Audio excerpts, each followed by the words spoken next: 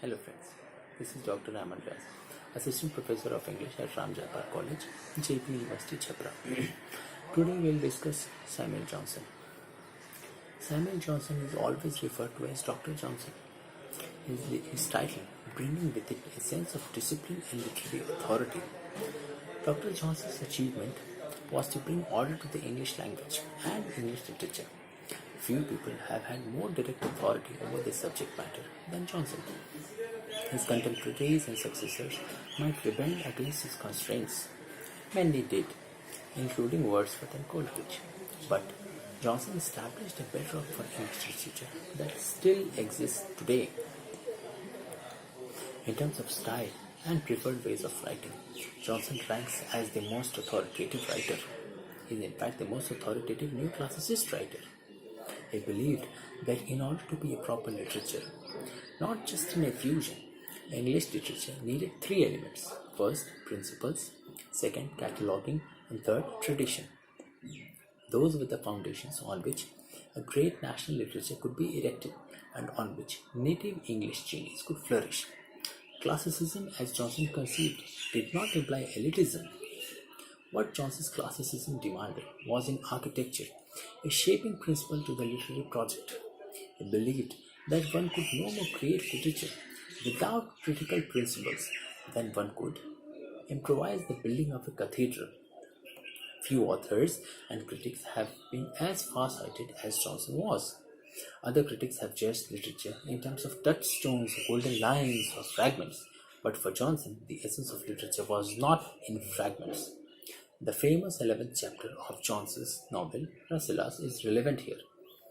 The novel is a kind of prose version of The Vanity of Human Wishes. In the book, Prince Reyaz goes out into the world only to discover that all human aspiration is doomed to disappointment. He then returns to where he started, the Happy Valley.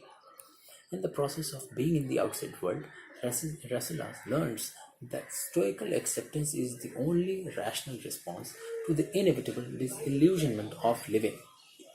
Life, said Johnson, is a condition, and I am quoting, in which much is to be endured and little to be enjoyed. Unquote.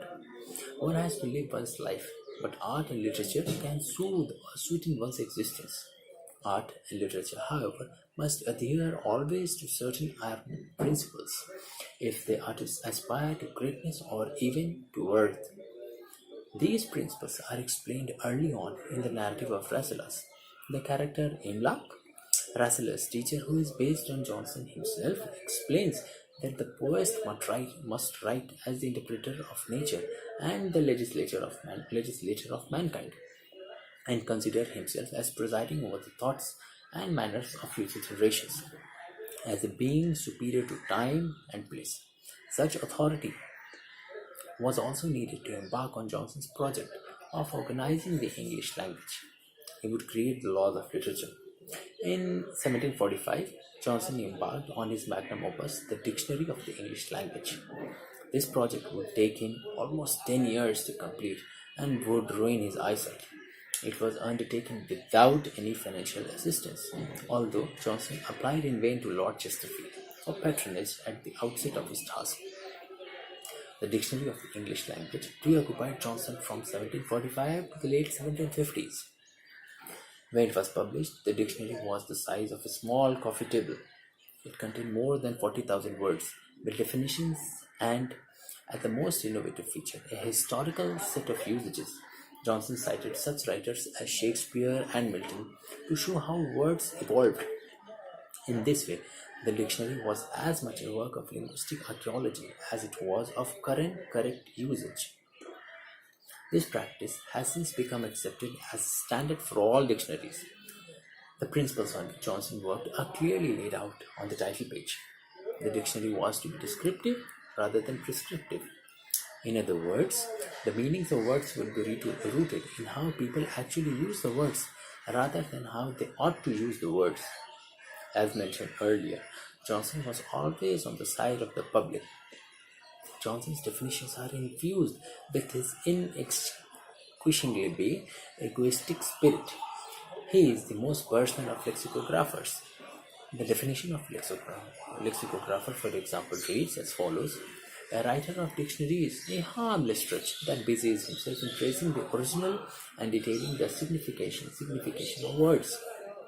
His definition of words, quite humorously, is a grain which in England is generally given to horses, but in Scotland supports the people.